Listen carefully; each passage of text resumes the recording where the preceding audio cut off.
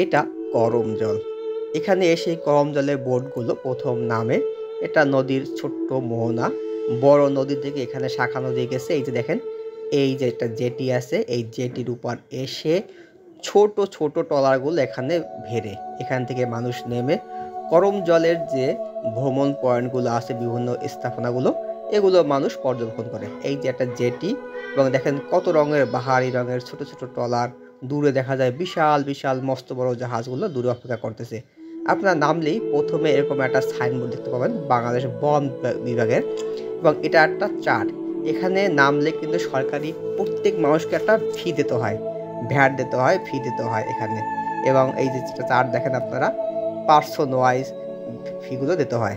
এবং এখানে নামলেই আপনারা দেখতে পাবেন অসংখ্য বানর এভাবে প্রাকৃতিকভাবে ঘোরাঘুরি করে।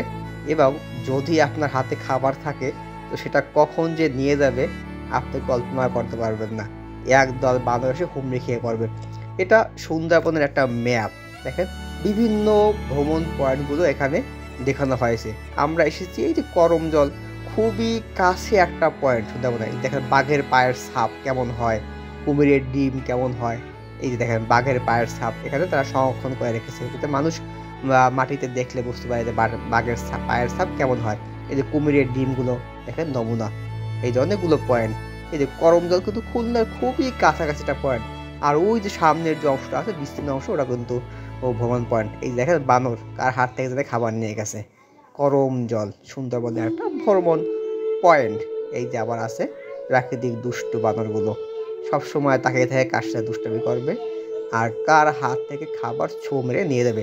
আপনারা এই ভিডিওটা একটু বড় হবে, তবে ভিডিওটা সম্পূর্ণ দেখলে যারা করম জল না গেছেন বা যার সুযোগ হয় না, তারা কিন্তু সম্পূর্ণ জায়গাটা দেখতে পাবেন। এই যে পশুর গাছ, এই যে পশুর গাছ কেমন হয় তার একটা নমুনা এখানে রেখেছে। পশুর গাছ, ওই যে আটটা গাছ দেখা যায় দূরে, সুন্দরী, সুন্দরবনের সুন্দরী গাছ, ওই যে এটা সুন্দরী গাছ এটা। আর এই যে বাইন গাছ, বাইন গাছ সুন্দরবনের একটা বিখ্যাত গাছ, এটাও এরকম হয় দেখতে।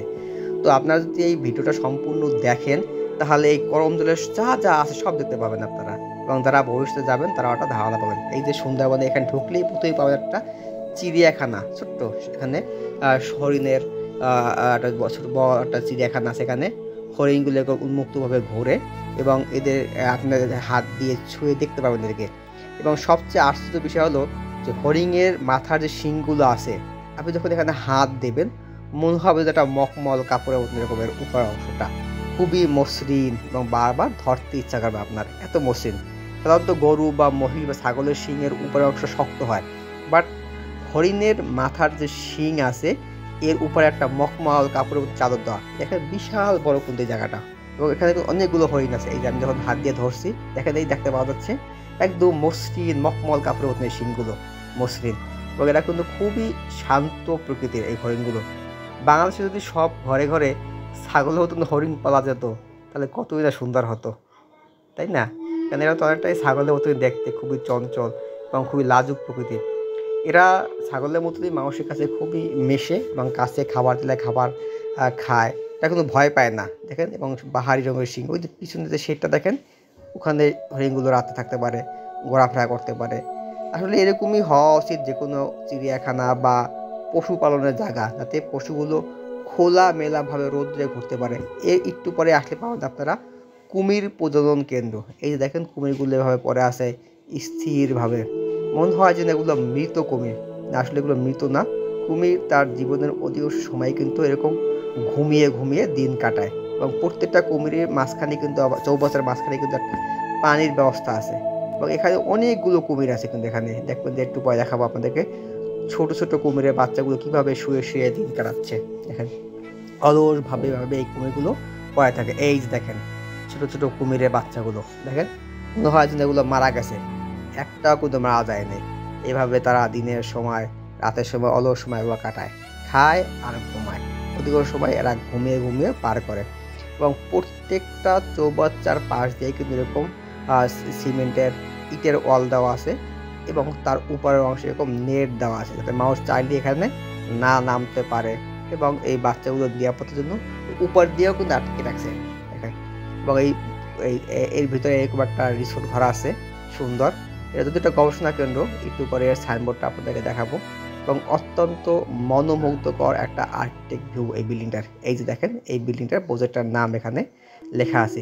এই সবগুলোই কিন্তু করমজল, এবং করমজলের যে ভ্রমণ জায়গা যতটুকু মানে ঘুরে দেখা যায় সেই জায়গাটা কিন্তু একেবারে কম না। আপনি যদি ভালো করে ঘোরেন তো 1-1.5 ঘন্টা আপনার বা তার বেশি সময় লাগবে আপনার এই জায়গাটা ঘুরে দেখতে। এরকম ছোটো ছোটো পুকুর আছে এখানে।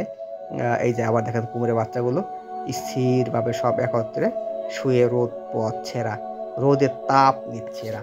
আবার যখন ভালো লাগবে তখন পানির বোতল নেমে এরা সাঁতার কাটবে। এই দেখেন ছোট ছোট অসংখ্য চৌবাচ্চা আছে এখানে কুমিরের, কুমির রাখার জন্য। এবং এখানেই কুমিরগুলো ব্রিডিং করা হয়, এবং এখানে প্রাকৃতিকভাবে বা ইনকিউবেটরের মাধ্যমে এই বাচ্চাগুলো ফুটানো হয় কুমিরের। এবং কুমিরের বাচ্চা কিন্তু ডিম থেকে ফুটে কুমির বের হয়। এরকম অসংখ্য সেট আছে এখানে কুমিরের। দেখেন প্রত্যেক সেটের ভিতরেই সাইজ অনুসারে কুমির আছে। এই যে এই দেখেন এই দুষ্টটা উঠতেছে পানি থেকে। এই দেখেন দুষ্ট কুমিরের বাচ্চাটা পানি থেকে আস্তে আস্তে উঠতেছে। ভাবখানা দিয়ে কিছুই বুঝেন না, কিন্তু নামেন আপনি হাপটে করে কামড়ে ধরবে আপনার পা অথবা হাত, যা পায়। দেখেন আস্তে আস্তে হেঁটে যাচ্ছে ছোট্ট কুমিরের শাবকটা। ভিডিওটা একটু বড় হবে, তারপরে অনুরোধ করবো আপনারা এই ভিডিওটা সম্পূর্ণ দেখবেন, তাহলে করমজল সম্পর্কে একটা বিস্তারিত ধারণা পাবেন। এবং এখানে কিন্তু বনের ভিতরে করমজল এরকম একটা সিঁড়ি আছে।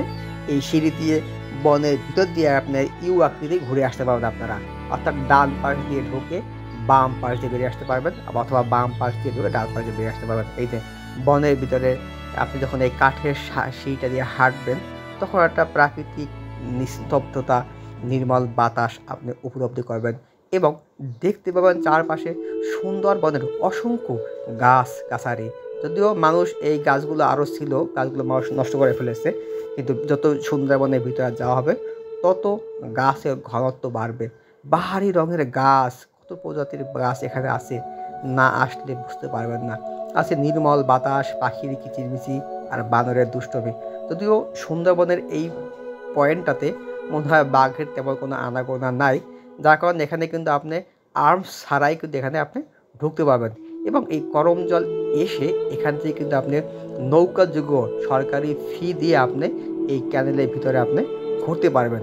ঘোরার অনেক পয়েন্ট আছে, কিন্তু লাগবে শুধু টাকা আর লাগবে সময়। কোনো কিছুই সস্তা না, আবার কোনো কিছুই খুব বেশি খরচ না। ইচ্ছা হয়েছে মনের ভিতরে। এই দেখেন পুরাতন আপনার সাঁকোটা, এবং এখানে কিন্তু আপনার একটা ওয়াচ টাওয়ার আছে। ওয়াচ টাওয়ার থেকে দাঁড়িয়ে কিন্তু আপনি সুন্দরবনের উপর থেকে যে গাছগুলো কেমন হয় দেখতে পারবেন আপনি। এই দেখেন একটা ওয়াচ টাওয়ার আছে। এই সিঁড়িটা দিয়ে হেঁটে আসলে আপনার মাঝখানে এই টাওয়ারটা পাওয়া যায়, এবং এটা হয়তো 30-40 বা 50 ফিট হবে ওয়াচ টাওয়ারটা। তবে এটা যদি আরও বেশি হতো তাহলে আরও ভালো হতো, কারণ অনেক উপর থেকে সব কিছু দেখা যেত, এবং সবাই আসে এখানে দাঁড়িয়ে দাঁড়িয়ে চারদিকে সব কিছু পর্যবেক্ষণ করে। আর যারা এরপরে আমরা দেখাবো আপনাদেরকে হারবাড়িয়া পয়েন্ট। এই করমজলে কিন্তু অনেক লোক আসে, বাট হারবাড়িয়াতে কিন্তু খুবই কম সংখ্যক লোক যায়। এবং হারবাড়িয়াতে কিন্তু আপনি বাঘের আনাগোনা আছে, সেখানে আর্মস নিয়ে যাওয়া লাগে, ওখানে গার্ড আছে, ফি দিয়ে নিয়ে যেতে হয়। এবং ওখানে গেলে ভাগ্য ভালো হলে আপনারা বাঘ বা বাঘের পায়ে ছাপও দেখতে পাবেন। এই যে ওয়াচ টাওয়ার থেকে যখন আপনি দাঁড়াবেন, এই দূরে দেখা যায় বেত গাছ, সুন্দরবনের ছোটো ছোটো ক্যানেল, ঠিক আছে, ছোটো ছোটো এই যে এগুলো কিন্তু বেত গাছ, সব সুন্দরবনের মোটা মোটা বেত গাছ এগুলো। তাছাড়াও অনেক রকমের গাছ বা প্রাকৃতিক ভিউগুলো আপনি এখানে দাঁড়িয়ে দাঁড়িয়ে দেখতে পারবেন। আর যারা করমজল থেকে হারবাড়িয়া যাবেন তারা কিন্তু অবশ্যই বাড়ি থেকে আসার সময় খাবার নিয়ে আসবেন। এখানে কোথাও কোনো দুপুরে খাবার পাবেন না। আর করমজল হারবাড়িয়াতে আসলেই কোনো খাবারের তেমন কোনো ব্যবস্থা নাই। এই যে দেখেন বেত গাছ, সুন্দরবনের ভিতরে এই করমজলের পয়েন্টের বেত গাছ, এই যে কাঠের ভাঙা সাঁকো, এর পাশেই আছে ছোটো ছোটো আপনার ক্যানেল। তো এটা কিন্তু খুলনা শহর থেকে, সরি মংলা বন্দর থেকে খুবই কাছে, 1-1.5 ঘন্টা বা একটু বেশি হলে আপনি এই যে করমজল পয়েন্টে আপনারা আসতে পারবেন, এবং এসে এখানে যে প্রাকৃতিক দৃশ্যগুলো আছে দেখতে পারবেন। পুরো নদীর পাড়টা জুড়ে আপনি দেখতে পাবেন অসংখ্য বানর, মুরগি, বন মুরগি, হরিণের বাচ্চাগুলো বা হরিণ সহ ঘুরতেছে, সাথে সুন্দরবনের ম্যানগ্রোভ ফরেস্ট আপনি দেখতে পাবেন। আপনি এই দেখেন বেত গাছ কি সুন্দর। এই যে কাঠের সিঁড়ি আপনার, এই সিঁড়িটা কিন্তু কম বড় না, যদিও আমার সঠিক মাপ আমার জানা নেই, তবে মোটামুটি ভালো সময় লাগবে যদি আপনি পুরো জায়গাটা আপনি এভাবে ঘুরে আসেন। এই নতুন সিঁড়ি করতেছে রাখেন আস্তে আস্তে, পুরাতন সিঁড়িগুলো পরিবর্তন করে এরকম 8 সিসি করে সিঁড়ি তৈরি করা শুরু করেছে। এবং এখানে সুন্দরবনের পর্যটকদের আকর্ষণ বাড়াবার জন্য বিভিন্ন ধরনের প্রকল্প কিন্তু এখনো বিদ্যমান আছে। বিশেষ করে আপনার বড় বড় ওয়াচ টাওয়ার তৈরি করা, তারপরে সুন্দরবনের হরিণ বা প্রাণীদের জন্য মিঠা পানির ব্যবস্থা করার জন্য আপনার পুকুর খনন সংস্কারের কাজ চলেছে। এই যেখানে রিসোর্ট টাইপের কিছু ঘর আছে, থাকা যায়। এই দেখেন একটা যেসব প্রকল্প চলমান আছে, এই প্রকল্পে একটা সাইনবোর্ড এখানে দেওয়া আছে, যেমন নতুন পুকুর খনন 4টি, পুরাতন পুকুর সংস্কারকরণ। এই দেখেন যে সবসময় এখানে কিন্তু সরকারের বিভিন্ন প্রকল্প লেগে থাকে, এই যে ওয়াচ টাওয়ারগুলো নির্মাণ চলতেছে। আবার এখানে আপনার ঘুরে আবার এই যে নদী যেখানে আমরা গিয়েছি, এখান থেকে এই যে অর্থাৎ ডান পাশ দিয়ে যেয়ে বাম পাশ দিয়ে বেরিয়ে আসা যায় এখানে। এই যে আবার আসলে আপনি পাবেন এই জায়গাটা, এই যে সুন্দরবনের ভ্রমণের কী করা উচিত একটা সাইনবোর্ড দেওয়া আছে এখানে, ঠিক আছে।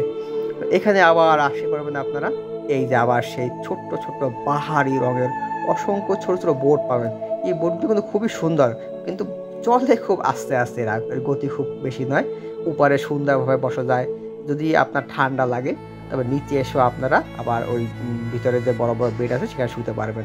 এই দেখেন এই জায়গাটার নামে কিন্তু করমজল। এই যতটুকু সম্ভব আমরা দেখার চেষ্টা করেছি। এর পরবর্তী আপনাদেরকে দেখাবো আমরা হারবাড়িয়া। হারবাড়িয়াতে কিন্তু খুবই কম সংখ্যক পর্যটক যায় এবং সেখানে কিন্তু বাঘের আনাগোনা আছে। এই দেখেন এরকম সোফা